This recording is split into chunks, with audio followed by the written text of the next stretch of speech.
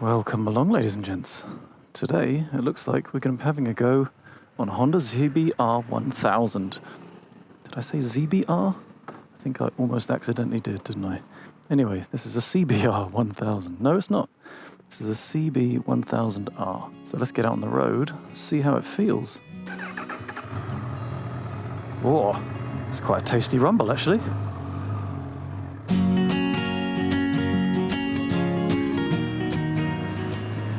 Oh, that is deliciously smooth.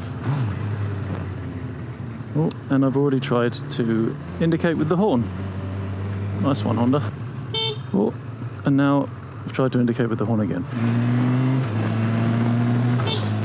So yes, this is the Honda CB1000R. Now this bike is 1,000 cc's, give or take, in the engine department. It's putting out just under 150 horses. And just over 100 Newton meters of torque. First impressions of the bike on this boring little stretch of motorway that I always have to take to get to any twisties. It actually feels really good. The position of everything is just aggressive enough to feel a little bit racy, but also staying comfortable and in the right place. I mean, obviously this is the first 5 minutes of riding the bike, so take all of that with a pinch of salt. I could be crying blue murder with cramps and aches in another 20 minutes. So far, everything feels good. Pottering along at 50 miles an hour, I'm getting, unsurprisingly for a Honda, very few vibrations. It revs very freely. Obviously the tunnel was purely coincidental as to when I decided to do that little test. The boring things to get out of the way, it's got 3 rider modes and a 4th one which is user, so that's rain, standard and sport, and then yep, the customizable user one. I'm not going to go through too many of the facts and figures on this bike today because this is basically just a quick kind of impromptu test ride really. I was once again passing by with not a lot to do for the afternoon, so I thought I'd drop in, and I'm therefore recording this with the camera that I had with me, which is the one on the Senna 10C Evo intercom, kindly provided to me by Senna, so it's a nice chance to try that out as well. In answer to the claims that the torque is quite weak at the bottom, we're coming through the Nationals now, we're doing 50 in 6th.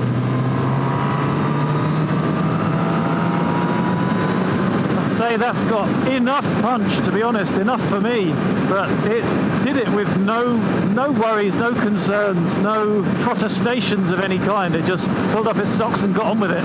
Now 100 miles an hour, obviously I'm getting absolutely battered by the wind, but let's be honest, this is not the kind of bike for that sort of thing. But it feels very stable. I'm getting a tiny bit of a buzz through the seat, kind of a murmur of a memory of a buzz through the handlebars, nothing more. It feels really solid. I think something I'm going to be saying quite a lot through this video is it's typically Honda, isn't it? I mean, I say that based on stereotypes and folklore because if you think about this carefully, I think this is the first time I've ever ridden a Honda. So just for reference as well, at the 100 miles an hour we're doing about 6,700 RPM. And there's a weird flashiness going on the dash, which I don't really understand, but from other reviews I've seen, it looks like nobody really does. It is also worth noting that at this speed, the mirrors are pretty impressive, really. Obviously, they have a light blurring because the entire bike is vibrating lightly, but all the mirrors I've used of late, they're definitely way up there. That's pretty impressive, considering we're doing just shy of 100 miles an hour.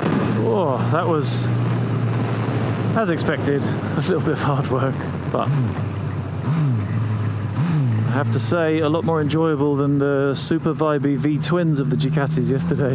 Now this is of course the standard model. There is the Plus model available as well, which comes with a tiny little screen on the front, which I imagine does next to nothing, as well as an up-down quick shifter and heated grips. I think you'll pay an extra £1,000, €1,000, $1,000, your currency of choice for that pleasure. I'd heard tell of this screen being quite difficult to see in full daylight. I mean, I'm not sure how good that's going to come across on the Senna camera, but I'd have to say, can't really agree. I think that's quite easy to see. You know, the sun is shining full on it right now and I can read perfectly well what's going on. And I've got to be honest, I've been on a real TFT trip lately, thinking that the next bike I have really needs to have a TFT on it. TFT radial brakes. That was my checklist. And more than 100 horsepower, but you know, power isn't everything. But anyway, yeah, I think I think this screen's pretty cool, actually. That's got kind of exactly what I want. I just think the white writing on a black background is about as cool as it gets. So they're actually nailing it for me there. I don't really need a TFT. That's perfectly good enough. And all the information is there. There's a gear indicator, rev counter on the left, big speedo in the middle. We've got the traction control, engine braking, and power settings there.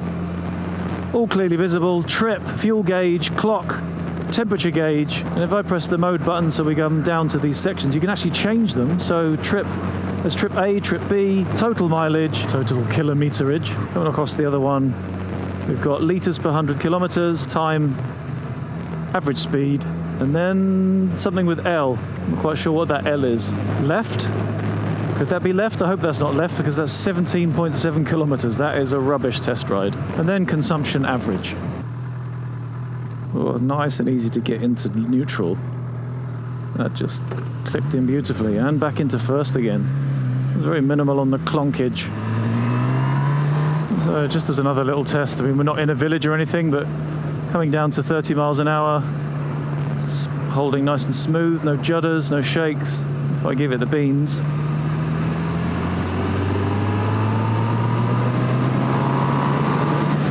Yeah, that's got no trouble pulling from village speeds to countryside speeds without even changing down the gears. That's fantastic.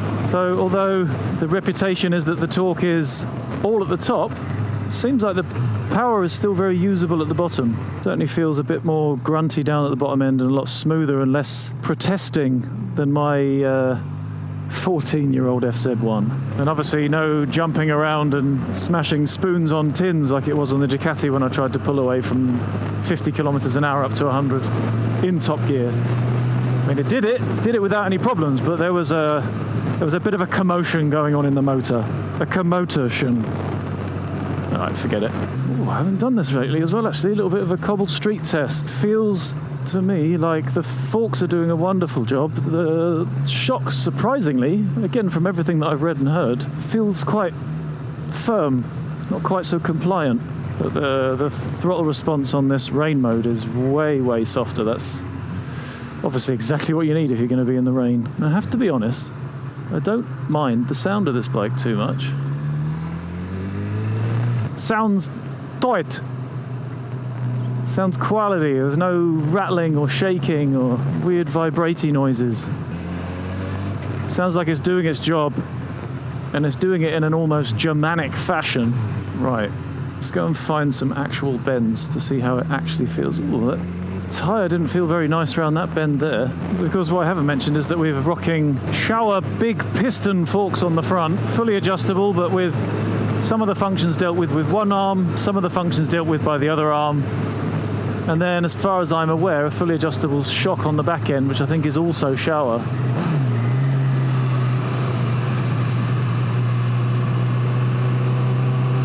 Yeah, I think it feels pretty good, actually. It's a little bit of a rasp from the pipe as you give it the beans out of the corner there as well.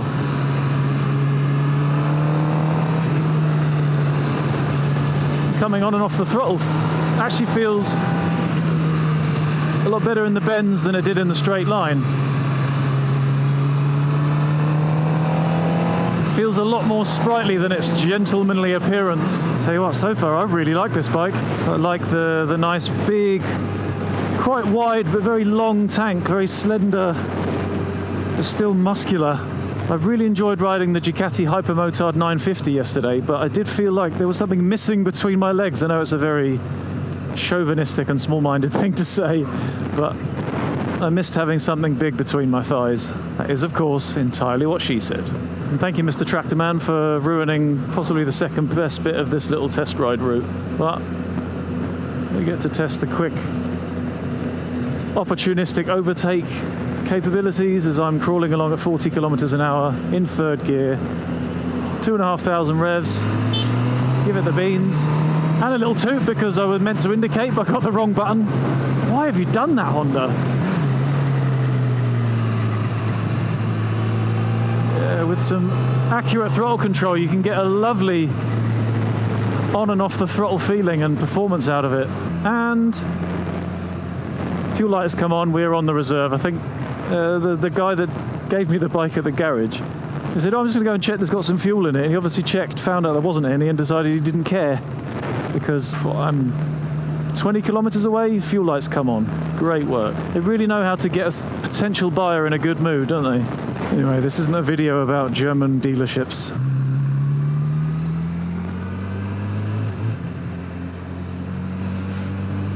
Oh, it's just so deliciously smooth. Anyway, enough of that. Beautifully smooth through the village. So let's see how it is in the non-village again. Clutchless shifts are absolutely effortless, as they always tend to be with a nice 4-cylinder engine. I was in the middle of the rev range there as well. I wasn't even revving it out, and the clutchless shifts were just jumping into the next gear without any problem at all. The quality of the ride is really, really pleasant. And obviously, it perhaps doesn't feel so racy when it's not bobbling around and jumping up and down on the bumps and things, but at the same time, when you're an old man like me, midway to octogenarianism, maybe this is the kind of machine I need, a bit of a gentleman's sportster. Here we come for a bit of a brake test.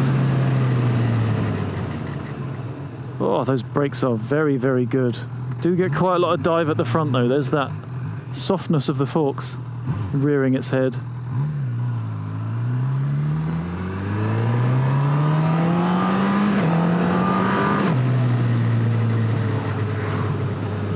Nice progressive feel as well.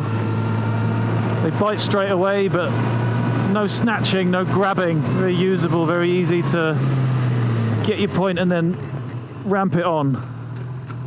Lovely stuff.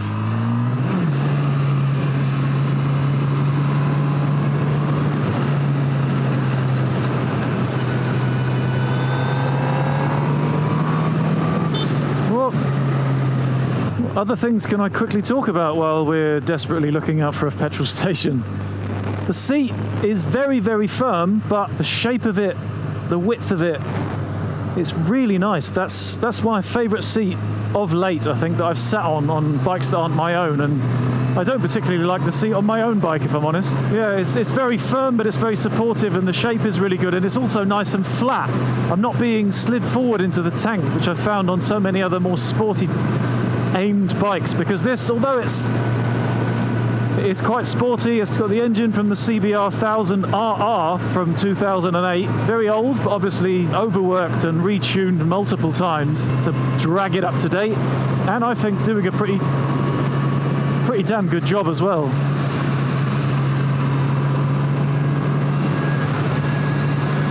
Yeah, there is a very slight forward lean on the seat, but nothing extreme. This bike, although you can't see it now, is of course rocking full LED lighting. We've got LED headlights, driving lights, indicators front and rear, and tail light. They've even made the horn button look like an indicator button. Why have they done that? Why isn't it flat?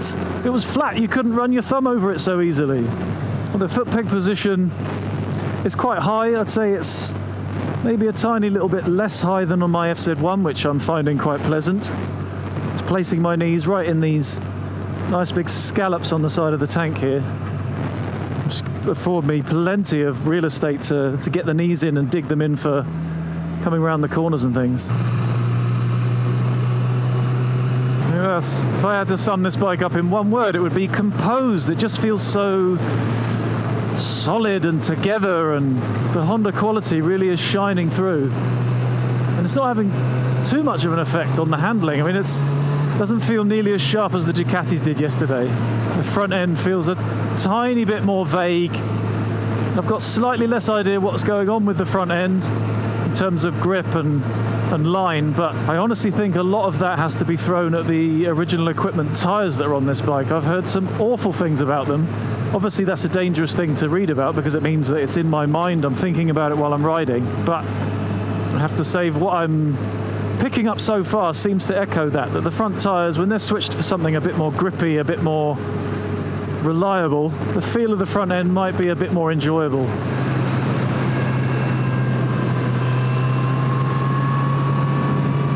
I can change direction quickly enough. It's good to see as well, you don't often get to test this on a test ride that much, but there is a reserve counter. showing me I've done 16.5 kilometers since the reserve's come on. Sadly, I don't know how big the reserve is, and I don't know how far you can go on it, but no risk, no fun, eh? I think now that I've been on the bike a little bit, if you're riding on the balls of your feet, I think for me at 6'4" with 34-inch inseam, the pegs could potentially be a little bit lower. You know, I'm sure there must be the option for aftermarket rear sets or lowered pegs and that kind of thing for this to make it just perfect, but I mean, that's the thing I said when I first got my FZ1, that the pegs were a bit too high, and I've just kind of gotten used to it. And in comparison to that bike, this one actually feels a fair bit more comfortable. The front end is a little bit squirrely, only a little bit though. I mean, it's the same sort of feeling I got from my FZ1M when I first bought it, because I had old Metzeler M5s on it, and they weren't the best tyres in the world. It's a very similar feeling from these. They feel a bit hard and a little bit unforgiving. Right, anyway, let's pop up into sport mode for this last little section of twists so we can check the throttle response in the bends. So I'm off the throttle. Oh, yeah, there's a little bit of a jerk there. Good brakes though. Off the throttle. Yeah, there is that little tiny jolt. So I guess the real question is if you can... Yeah, that's a real shame. In standard it's perfect, but in sport, sadly not. So let's come back into standard for this last little bit. Off the throttle, feed it on. Yeah, that'd be interesting to see. I mean, obviously I don't really have time to go through all of the settings and mess with the customizable parameters and all that, but it would be interesting to know if you can get the full power, but with the throttle mapping for the standard setting. I'm guessing you probably can't, because standard is here with power of 2 out of 3, so in order to get the full power, you've got to have that snatchiness of the throttle, which is a real shame, because in standard, I would say it's about perfect. But obviously, there's a little bit of the power missing. Right, I really need to find a petrol station quick, so I'm going to pull up and Google one, because this thing is carrying nothing but fumes right now, I think. And then I need to get the bike back to the dealership, because I have a characteristically short 30 to 60 minutes, he told me. See you in half an hour to an hour. Which, I'll be honest, to my ears, on a bike like this means I'll see you in 3 or 4 hours. With a big fat sorry. Oh, I remember, there's a petrol station right here. Look at that. Perfect. Right. Let's get this thing fueled up. It would, of course, been nice to have tested it out with a full tank of petrol so that all the weight is over the front. Might have done something to calm down some of that front end squirreliness, which was very minor, has to be said. Oh God, no petrol. You don't know a bike till you've fueled it up. Obviously I've got it the wrong way around here, because there is nothing in life more difficult than kissing a woman leaning away from you or climbing a wall leaning towards you. But I will add to that, fueling a bike also leaning away from you. Well, that's not nearly as difficult, but still. There is a bar right behind it, which means that fueling is a very slow affair, because you can't get any real speed on it. It just splashes back at you. Brilliant. Perfect as I'm under pressure here. Look, it's got Kevlar shorts on. I think 5 litres ought to do it. I think, in my opinion, the walking back across the forecourt is a definite win. And in fact, because I'm a bit pressed for time, I'm just going to do a really quick look and walk around. I had a proper look at it in the dealership, and although it's mostly pretty bloody cool, I mean, there's machined surfaces on the metal sides of the engine cases here, and the same on the back on the single-sided swing arm, which I really like, but I would prefer in black. Everything just looks so quality. There's lots of metal. This is plastic, that's plastic, but everything else, nice metallic pieces. Lovely brushed aluminium trims here, although these are aluminium trims on plastic pieces, so they're not aluminium bits themselves. Plus, it's probably easier to see on the other side because it's up in the air. It's a bit weird that the radiator is longer than the trim. I don't really understand why that's happened. This should be surely a little bit longer. These lovely machined out silver details on this side as well. Everything looks great. The silencer actually isn't awful. It's not huge. It would be a lot better to be maybe a little bit higher up, a little bit shorter, just to show more of this back wheel, which is a beautiful piece of work. Yeah, it's just a good looking machine. There's the big Showa forks on the front, radial mounted Tokiko calipers there. No braided lines on the brakes, sadly. I couldn't actually honestly tell you if this bike has linked brakes like many Hondas do. I'm not really sure. You know, all I can say is that it stopped very well. Really like this colour of the tank here. Strangely also like the fact that it's got this two-tone effect going on, silver at the back and then this kind of light gunmetal at the front. Very well finished off. It's a beautiful, beautiful bike. This, I'll be honest, I don't mind so much up to here, and then this bit is just far too big and clunky. I mean, I'm sure there's got to be aftermarket options to get a smaller bit of mud guardage going on here, or perhaps even just something different from underneath. And for those who actually care as well, this is a 4:2:1 system on this. Obviously all the cats and shizzle are going to be in this big box at the back there. And the oil filter is mounted very accessibly underneath this little plastic cover here, which means oil changes are going to be as easy as pie on this bike. Nice to know once the warranties run out. Anyway, yeah, that was a bit quick, but I need to get on, go and give this thing back. Actually, I'd take it back a tiny little bit with this display when the sun is not behind you, but more often a kind of where it is up there angle. It is a little bit more difficult to see because I'm seeing a lot more reflection off my helmet. So if you've got a white helmet, no jokes at the back there, then you might struggle a little bit to see what you're looking at. You know, I can still see, but yeah, it's not as clear as I once thought.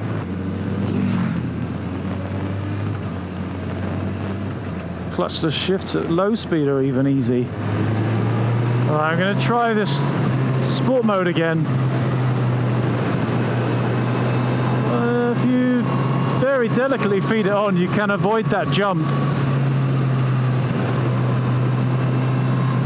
Oh, this is a proper turbine of an engine though. Well, that's... Yeah, so it seems like perhaps this jerkiness on the throttle on the sport mode is perhaps something that you could get used to if you find exactly how much pressure and how fast, and you know, just when you get used to the bike, perhaps you could really learn to get along with it. Yeah, I think if you're ready for it, you can anticipate it and just kind of approach it a bit more carefully, a bit more diplomatically. Honda's CB1000R, diplomatic throttle control required. So yeah, there we go. I think I've pretty much covered just about anything, and we're going to be back in town any second now, so I'd rather chat while the countryside is still surrounding us. But this has been the Honda CB1000R. I've been really impressed, to be honest. I've liked this bike a lot more than I thought I would. I mean, I've always thought the same as everybody else. Honda, boring, no character. But this bike just kind of speaks to me a bit. This is like the gentleman's hooligan bike, and I think it's the kind of machine that perhaps I'm after. It's got enough beans to be a little bit bonkers, but it's refined enough that you're always going to feel composed and you're always going to feel comfortable and like it's taking care of you. The fit and finish of everything is absolutely splendid. The motor, despite its reputation for being a bit weak at the low end, has been more than enough for me. The fueling, although sadly not quite as perfect as the Ducati throttle control was on the Monster 821 and the Hypermotard 950 yesterday, it is still really pretty good. The standard mode is spot on. I would say that is just about perfect. It's just a shame that you lose some of the power in order to get the smooth throttling. Of course, there's still plenty of power there. I mean, unless you want to really put your crazy hat on, I say that there was probably enough in standard. And then the fueling in sport mode, there was a little bit of a jerk on off the throttle, but as I've found, you can kind of get around it. The seat, even after just over an hour now, which means I am late, is still pretty comfortable. I mean, it's still very firm. Just throwing the shit out of me, bloody hell. Sounded like he was coming on the left. Where was I? Ah, yeah, shit in my pants. Yeah, the seat is very firm. Maybe that'll soften up with a bit of time. Maybe there's an option for a more comfortable seat. But in terms of shape, width, angle, height, it's just right. That's really, really nice. See, even after just like 15 minutes, I'm kind of getting used to using the Sport, even in the villages. It's not so crazy that you can't tame it. And obviously when you go over the bumps, there's a little bit of a kind of a thing going on, but not too bad. all in all, this has been a very enjoyable test ride, and this has been a bike which I think just has, yeah, as I already said, the great balance between being able to hang off it a bit, give it some pasty round the bends, but then when you're going to be riding backwards and forwards to work in the rain, it's also going to be comfortable, it's going to be smooth, it's going to be tractable, and plus being Honda, it's probably going to last forever, isn't it? I mean, if I were to buy a bike like this, I imagine it could potentially be the last bike I ever buy, and I'd have to say, I think I'd be happy about that.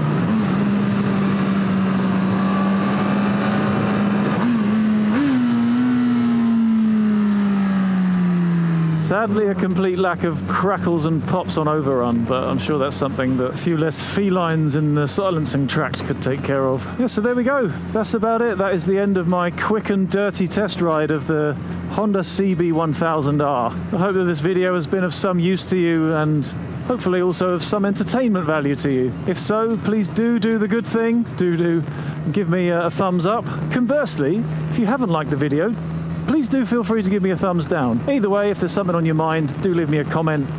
Let me know what you're thinking.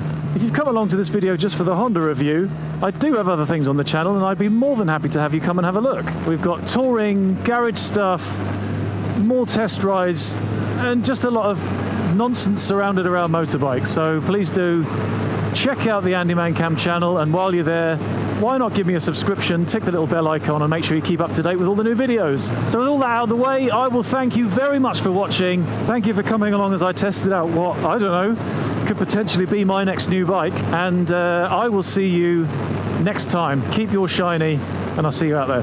Ta-ra.